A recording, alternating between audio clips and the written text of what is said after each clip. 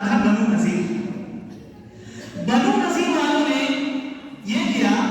کہ دھوکے کے ذریعے سے ہمارے نبی صلی اللہ علیہ وسلم کو قتل کر دینا چاہا۔ انہوں نے پلاننگ بنائی کہ نبی صلی اللہ علیہ وسلم کو ختم ہی کر دیں گے۔ جب یہ خبر اللہ کے رسول صلی اللہ علیہ وسلم کے پاس پہنچی کہ وہ آپ صلی اللہ علیہ وسلم کو قتل کر دینا چاہ رہے تھے، تو آپ صلی اللہ علیہ وسلم نے مسلمانوں کو تیار کیا اور بنو نذیر کے ایریا میں پہنچے۔ میں نے آپ کو بتایا کہ اس ایریا میں، اس علاقے میں کھجور کے درخت بہت زیادہ پائے جاتے تھے اور آج بھی پائے جاتے ہیں۔ تو جب ان لوگوں کو یہ خبر ملی، بنو نذیر والوں کو، کہ رسول اللہ صلی اللہ علیہ وسلم مسلمانوں کو لے کر ہمارے اوپر حملہ کرنے کے لیے آ رہے ہیں، تو وہ لوگ اپنے گھروں میں جا کر چھپ گئے اور ان کے جو گھر تھے زیادہ تر باغات، کھجور کے جو باغات ہیں اس کے اندر تھے، اس لیے ان لوگوں پر قبضہ کر پانا مشکل تھا۔ تو آپ صلی اللہ علیہ وسلم نے یہ حکم دیا کہ جتنے بھی درخت راستے میں روڈ پر رہے ہیں، راستے میں آ رہے ہیں، ان درختوں کو جلا دیا جائے۔ جب آپ صلی اللہ علیہ وسلم نے درختوں کو جلانے کا حکم دیا تو یہودیوں نے یہ شور مچانا شروع کیا کہ دیکھو محمد اب اس طرح بن گیا ہے کہ انسان درختوں کو بھی نہیں چھوڑتا، کیونکہ درختوں کو کاٹنا یا جلانا یہ لڑائی کے اصول کے خلاف تھا۔ تو جب آپ صلی اللہ علیہ وسلم نے درخت جلا دیے تو کافروں نے یہ شور مچانا شروع کیا، یہ حملہ کرنا شروع کیا کہ دیکھو محمد اب اس طرح ہو گئے ہیں کہ انسان کو تو چھوڑتے نہیں، درختوں کو بھی نہیں چھوڑتے۔ جب اس طرح کی بات آئی تو اللہ رب العالمین نے یہ آیت نازل فرمائی کہ ما قطعتم من لینۃ او ترکتموها قائمۃ علی اصولها فباذن اللہ، کہ جو بھی درخت آپ نے کاٹے بنو نذیر کے علاقے میں، یا جن درختوں کو آپ نے چھوڑا، یہ سب فباذن اللہ، اللہ کی اجازت سے ہوا تھا، اللہ کے حکم سے ہوا تھا۔ میرے بھائیوں، پورا قرآن پڑھتے جائیں، آپ مکمل کتاب پڑھتے جائیں، کوئی ایسی آیت نہیں ملے گی جس میں آپ کو اس بارے میں، یعنی یہ جو اللہ کی اجازت ہے اس بارے میں قرآن کریم میں موجود ہو۔ مگر یہاں اللہ رب العالمین فرماتے ہیں کہ آپ نے جو درخت کو کٹوایا تھا یا جلایا تھا وہ اللہ کی اجازت ہی سے ہوا تھا، مگر قرآن کریم میں اس اجازت کے بارے میں کہیں بھی ذکر نہیں ہے۔ اس کا مطلب سمجھ میں یہ آتا ہے کہ قرآن کریم کے علاوہ ایک شکل ہے وحی کی، اور قرآن کریم کے علاوہ وحی کی ایک شکل ہے جو کہ حدیث ہے اور ہمارے پاس وہ موجود ہے۔ میرے بھائیوں، قرآن کریم میں اللہ رب العالمین ایک آیت کے اندر فرماتے ہیں وَالَّذِينَ يَكْنِزُونَ الذَّهَبَ وَالْفِضَّةَ وَلَا يُنْفِقُونَهَا فِي سَبِيلِ اللَّهِ فَبَشِّرْهُم بِعَذَابٍ أَلِيمٍ، کہ جو لوگ سونا اور چاندی جمع کر کے رکھتے ہیں، وَلَا يُنْفِقُونَهَا فِي سَبِيلِ اللَّهِ، اور اللہ کے راستے میں خرچ نہیں کرتے، فَبَشِّرْهُم بِعَذَابٍ أَلِيمٍ، تو ایسے لوگوں کو دردناک عذاب کے بارے میں بتا دیجیے۔ میرے بھائیوں، اس آیت میں اللہ رب العالمین نے کنز کا لفظ استعمال کیا ہے، الذین یکنزون الذہب۔ کنز کا معنی ہوتا ہے جمع کرنا،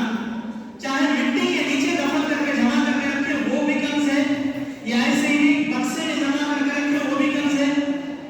اس آیت کے پیش نظر اگر صرف اس آیت کو لفظی اعتبار سے آپ دیکھیں گے تو آپ کے تجوری میں، بکسے میں جو بھی آپ پیسہ سونا چاندی جمع کر کے رکھتے ہیں وہ کچھ بھی جائز نہیں ہونا چاہیے، کیونکہ اللہ فرماتے ہیں کہ والذین یکنزون الذهب والفضة، کہ جو لوگ سونا اور چاندی جمع کر کے رکھتے ہیں ولا ينفقونها فی سبیل اللہ، اور اللہ کے راستے میں خرچ نہیں کرتے، فبشرهم بعذاب ألیم، تو ایسے لوگوں کے لیے جو دردناک عذاب ہے۔ میرے بھائیوں، لیکن اگر آپ زکات دے رہے ہیں، اللہ کے راستے میں کچھ خرچ کر رہے ہیں، پھر بھی آپ کے لیے وہی ہے، لفظی معنی اگر آپ غور کریں گے تو یہ ہوگا۔ مگر سیدنا جابر رضی اللہ عنہ کی حدیث، سیدنا عبداللہ بن عمر رضی اللہ عنہ کی حدیث، سیدنا عبداللہ بن عباس رضی اللہ عنہ کی حدیث سے یہ بات پتہ چلتی ہے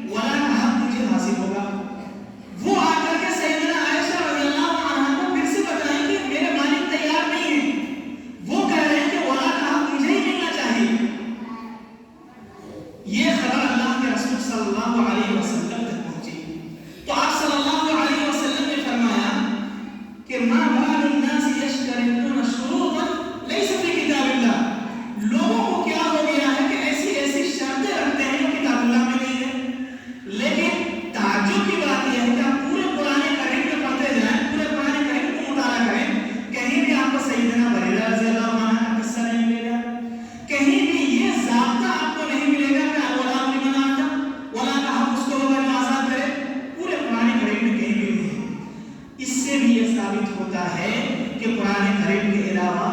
وحی کی ایک قسم ہے اور وہ ہے حدیث۔ اس کے علاوہ اور آپ دیکھیں سیدنا عبداللہ بن مسعود رضی اللہ عنہ نے ایک مرتبہ خطبے میں فرمایا کہ لعن اللہ الواسمات، وہ عورتیں جو بدواتی ہیں، وہ عورتیں جو بولتی ہیں اور بدواتی ہیں، اسی طرح سے وہ عورتیں جو خوبصورت دکھنے کے لیے دانتوں کے درمیان فاصلہ کرتی ہیں، ان پر اللہ کی لعنت ہے۔ ایک عورت کھڑی ہو گئی اور کہنے لگی کہ عبداللہ پورا قرآن میں نے پڑھا ہے، کہیں بھی مجھے اس طرح نہیں ملا جس پر اللہ رب العالمین نے لعنت بھیجی، اور آپ کہہ رہے ہیں کہ اللہ رب العالمین کی لعنت ہے، یہ کیسے؟ اس وقت سیدنا عبداللہ بن مسعود رضی اللہ عنہ نے سر سے کہا کہ کیا آپ قرآن کریم میں یہ آیت پڑھتے ہیں وَمَا آتَاكُمُ الرَّسُولُ فَخُذُوهُ وَمَا نَهَاكُمْ عَنْهُ فَانتَهُوا، کہ جن چیزوں جو چیزیں اللہ کے رسول صلی اللہ علیہ وسلم نے جو آپ کو دیا اسے لو، اور جن چیزوں سے منع کیا ان سے رک جاؤ۔ تو وہ کہنے لگے کہ ہاں میں نے یہ تو قرآن کریم میں پڑھا ہے۔ تو اس سے یہ بھی ثابت ہوتا ہے کہ میرے بھائیوں